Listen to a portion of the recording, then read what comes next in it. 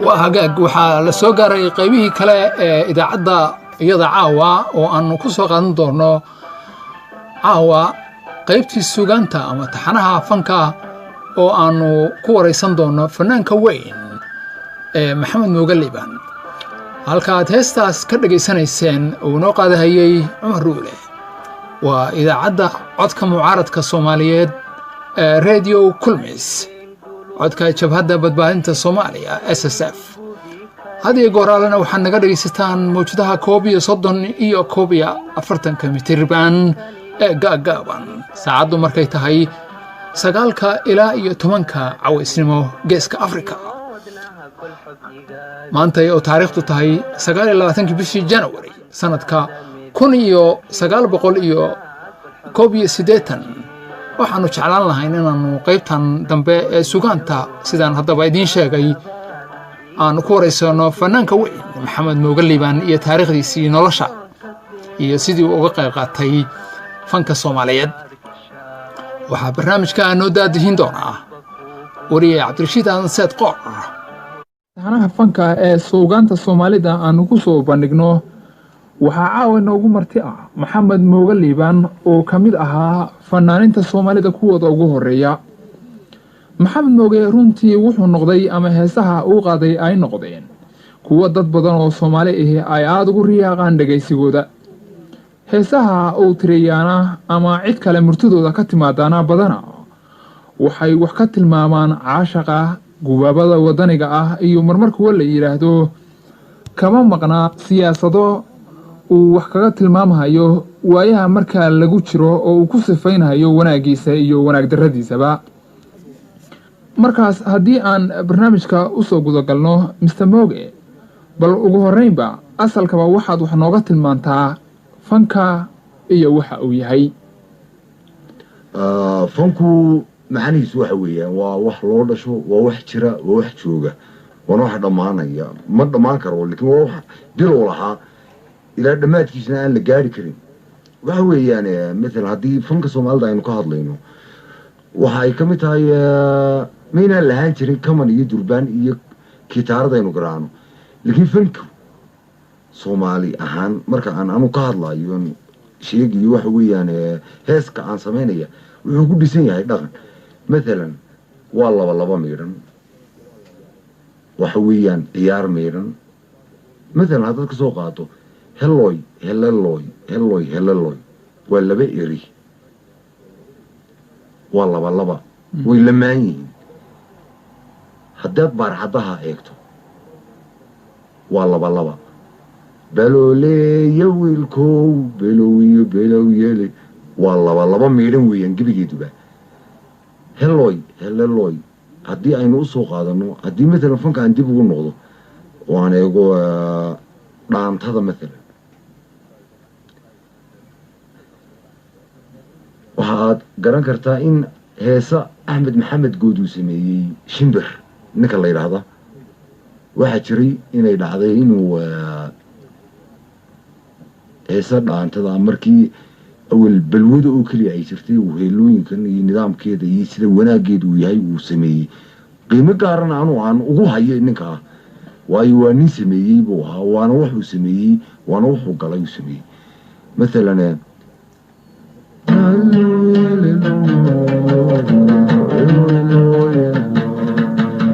جمال وعني وجناد ليد نجناد ليد ودانتدي أريك مركا عين راعي قرورنمدي حتى ذو نقطة واحد جرتي ما قالي ورلاي ما لاقو ورمينا علي لدلي وعمر لدلي ما قالي ورلاي ما لاقو ورمينا علي لدلي وعمر أصل كباور تداني بوكوا وما أوصلي سيدا عارك مثلا هاتين ديبو نقولنا كبدة مركا أي دمرك Soomaaliyeed sameynayeen gabadha kibitay kaalindarane adankay fuusidiyane geedba geedka u dheer laga garayay galool muray mulaacday gabadha kibida lahayd kaalin darane adaankaygu siiyey. maxamed mooge maantay waxaa tahay fanaan weyn oo soomaalidu runtii ay qadariso kolka waxaa iyana sira kooban nooga warbixisaa bal sidaad arrinta fanaannimada ah ku soo gashay ee aad ku bilowday. aad baad u mahadsantahay. waxaa jirtaa waa hibe ilaahay uu ku siin karo waxaad bilaabi karta maaha oo waxaad u dhalan karto waxa ay tahay bilowga xitaa maalintii ugu horreysay waxaan anugu jeclayaa inaan cabdirashiid kuu sheego yuusuf ismaaciil khalaf nin la yidhaaho macallina iyo ahaa 1954 in annaga oo elementariga ku jira uu iweydiiyey annagii oo aan uguna yaraa baan filayaa da-da dadku malaama jeclaa laakiin anigu waan in dooro waan jiraa imika laakiinse waan iska ogolay anugu berigaasi haddii aan la yidhaahdo yaa waxaa dhacday in ninkaa yuusuf ismaaciil khalaf la yidhaahdaa oo aanu aakhirkiina saaxiibba noqon laakiin berigaa macallin ahaa in uu weydiiyey in anugu weliba u yar haddana iskuulka hadda uu yidhi ninka qaada maxfuudad waxaan siinayaa 4 buug iyo dhowrkaa qalin iyo dhowrkaa mumsaxadood markaasaa waxaan heesay anigii baa bilaabay waxaan ku qaaday sahayaka naaran wadac yamiinaka fi yadi wadac ilmisaaxa lati talaa qadi wabtadi صح غير ما مور وتيم ضمعا كالورج ونبكي غير وحويا وين وعانا والسودان كعانا ولبا ملحامة بان مركان كسو برتي وي أنا elementary school كي مركان كجرو ملحامة أيو نينكو سو بربارة maxamed nooga liibaan kolkii uu waxbarashadiisa ilaa dugsiga sare gaaray waxa uu ku biiray oo ka mid noqday barayaashii Soomaalida ee hoos joogay wasaaradda waxbarashada ee jamhuuriyadda si weyna wuxuu uga mid ahaa sida aan ku leeyahay anigu xusuusnahay dadkii waxgaradkeena Soomaaliyeed ahaa ee u guntaday dagaalkii lagu qaadayay aqoon daradii dalka tiilay iyo sidii loo heli lahaa mujtamaceena oo xagga aqoonta tilaabo horumar la ka qaadaa oo wax ku ool ah waxaanu taa iyada ah ku soo bandhigi jiray heeso guubaabo ah marka laga reebo baranimadiisii uu ka waday dugsiyada Soomaalida heesaha waxaa ka mid ahayd heesta dhagaha ardayda Soomaalida ee bariga iyo kuwa maantaba ka guuxda ee sheegaysa kaalinta lama horaanimada ah ee macallinka ee uu dalkiisa kaga jiro sida tacliintu u tahay wadadii kugu ridaysay jidka horumarka ee ku geysta iftiinka iyo nolosha dhabta iyo waliba in qaran jiri karo iyo in kale tacliin la'aan marka mogow bal haystii caynka ahayd anoo filahaya dad badan inay niyadooda xiisad gelin doonto oo kicin doonto inoo qaad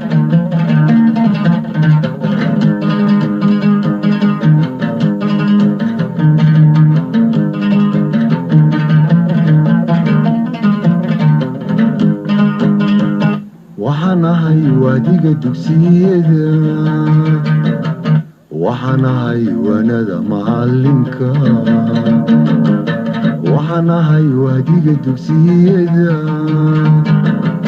waxaanahay wanada macallinka waagii barya ubax laga waraabsho waxaan ku warwaraynaa wadankiina wuxuu barta oo xambaaro waajibkiisa waasan mayno waaban mayno warwareeginiino weewecanniino wahsanniino waabanniino warwareeginiino weewecanniino wadankeenu wadnihii jirhkeenna waraabinaydiigo wanku werweriina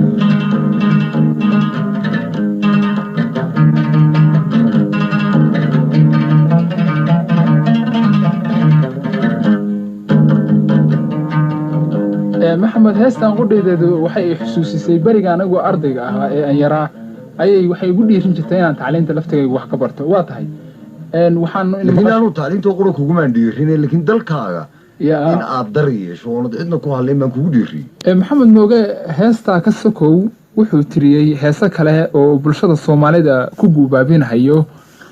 isagoo dhinacna jacayl uga ekaysiinahaya kuna tilmaamahaya sida weli ummaddu u dambayso iyo sida loogu baahan yahay aqoon amankan aad cadada ka dhigatay ee aad had iyo goor walwaalaysid dhul badan oo soomaaliya gudaheeda iyo dibaddeedana la martay adiguna aadba tiraahdo kamankaygii aan ogaa meelahaan la dalmaray miyaadan isaga heeso u tirin mooge heeskan kamankaygana baa leh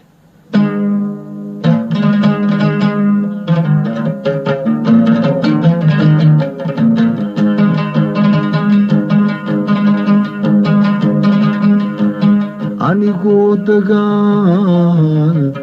dodiyo colaad iyo dirirka imideed anigoo dagaal dodiyo colaad iyo dirirka imideed oy dabeecadday tahay midaan dadkuba u dulqaadan karin dejiyaha naftiyo daadihiyaho maxaan kula dalmaray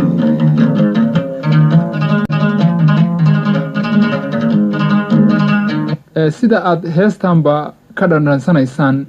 mister mooge kamanku wuxuu u noqday dawo dejisa marka uu ismadax maro amaba xaaladaha nolosha ee dabiiciga ahi ay ku furan yihiin waa hagaag fanka iyo fanaanka soomaaliyeed wuxuu ahaa wax isdaba yaal oo taxano ah oo hadba heer ama marxalad ka gudbahayay ilaa iyo asaaskiisiiba markaas maxamed mogow waxaad waxyaro nooga taabataa bal aragtidaada waxa fanaanku yahay amaba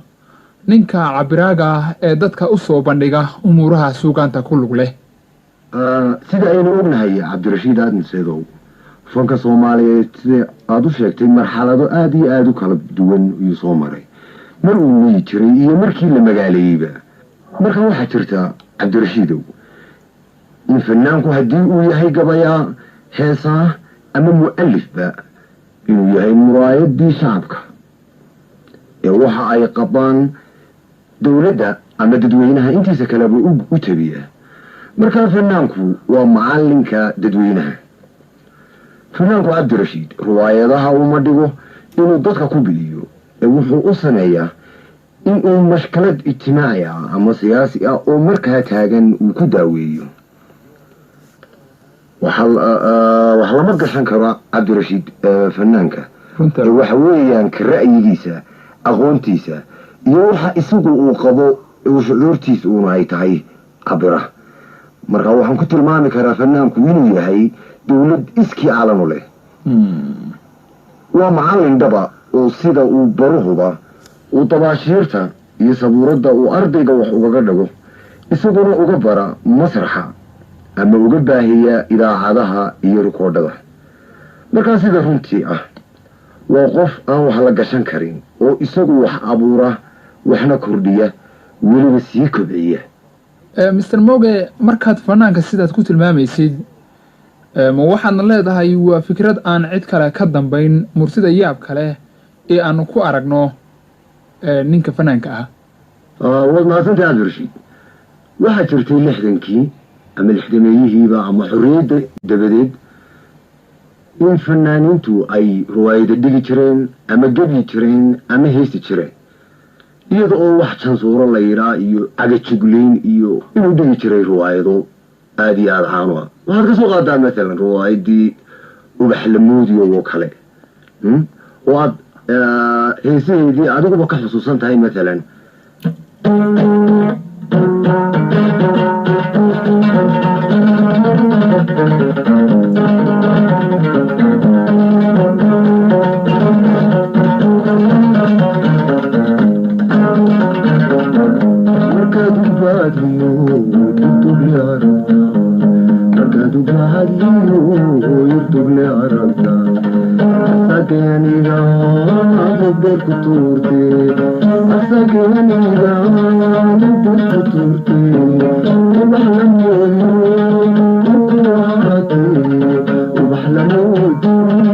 waxaa jirtay cabdirashiid xusuus dheer bay ugu reebaysaa inay siyaasadi ku jirtay inay tusaalooyin ku jireen dad dadweynaha mashaakil taagnaa oo mujtamaca markaa haystay la barayay riwaayada nin la odhan jiray saxardiid maxamed oo ka shaqayn jiray howlaha guud berigaasi maalan waxaad ka soo qaadaa xamar riwaayadii ahayd ee ah isma og dhigihii bay aslaysa ee cali sugulle uu sameeyey waxaad ka soo qaadaa iyadoo oo maalan xorriyadda uu funku lahaan jiray iyadoo berrito oo kale doorasho ay joogto oo dalkao dhan laga vootaynayo beriirooga laga sii daayo oo le ama lay dooray ama daadkudaqaado kale bal maalan waxaad ka soo qaadaa riwaayadii ahayd shabeel naagood waxay ahayd riwaayad mujtamaca si dhaba u taabanaysa oo mashaakil ijtimaaci ah oo maalan ay ka mid yihiin furiinka oo kale maalan oo ay ka mid yihiin maalan dabeecadahan xun ee ay dhalinyaradu ku kacaan oo kale mid daaweynaysa bay ahayd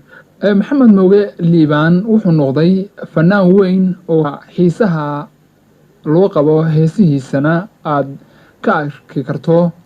goobaha la isugu tago siiba mararka la nasanhayo ee nafta loo raaxaynayo waxaan jeclaan lahaa maxamed mooge bal aniga qudhayda inaad igu dhufatid iyo weliba dhegaystayaasheeda barnaamijkan taxanaha fanka soomaalida heesta alkudhageeda aan ka xusuusto babaygii jamaame ee runtii igu dheer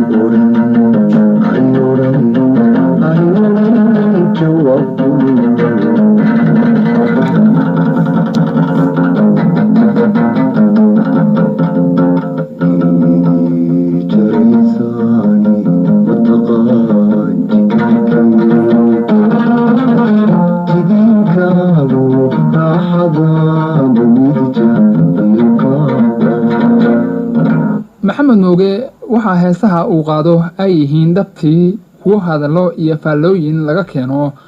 waayo waxay u badan yihiin qaar marka uu ku luuqaynahayo uu ku jaangooyo muusiga heesaha ama heesta markaa socota. Markii taa iyada wax laga weydiiyey Mr. Mooge waxa uu ku jawaabay, waa arrin aniga ii gaar ah oo aan ku doonahayo in aan miraha heesta dhaqso loo ogaan, macnaha aan loo baran muddo, ama heesta aan looga xiisan dhicinba. taas iyada ah bal waxaad ka kari kartid Mooge naga maqashay.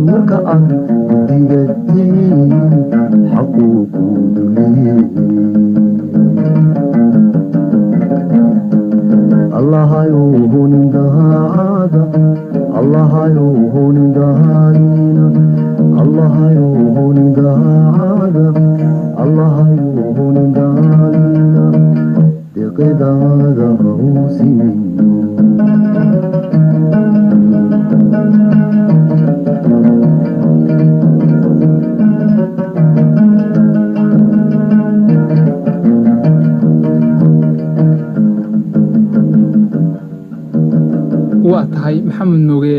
liibaan mahadsanid qaybta aan naga siisay barnaamijkeega kan taxanaha fanka Soomaalida. waxaan jeclahay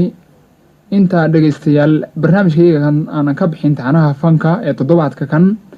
inaan idinku dhaafo hees kamid ah heesaha Maxamed Mooge oo ka waramaysa dunida tan aan ku noolnahay sida ay isu badbedelayso oo waaga ka dambeeya uu la soo baxayo gad cusub. heestuna waa heestii ahayd adduunyo.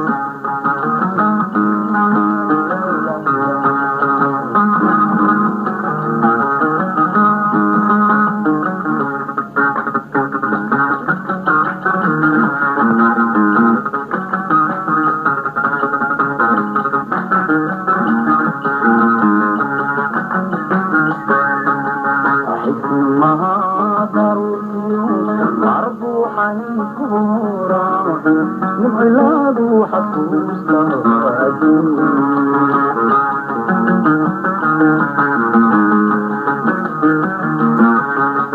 حكمها ضرورتي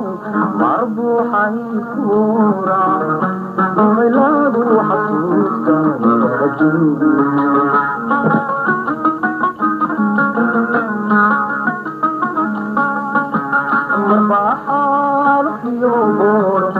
عبر لي كثيرا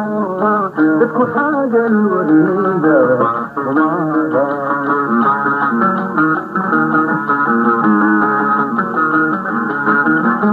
مربحة في يومور عبر لي كثيرا تكون حاجة الوريدة وماذا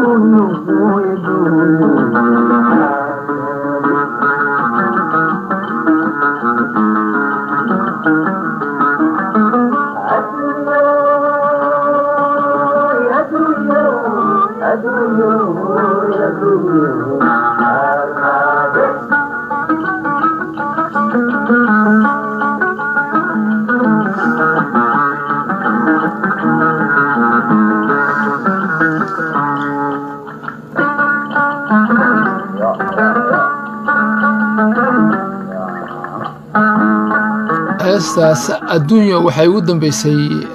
barnaamijkii taxanaha fanka waxaanad ka dhageysanayseen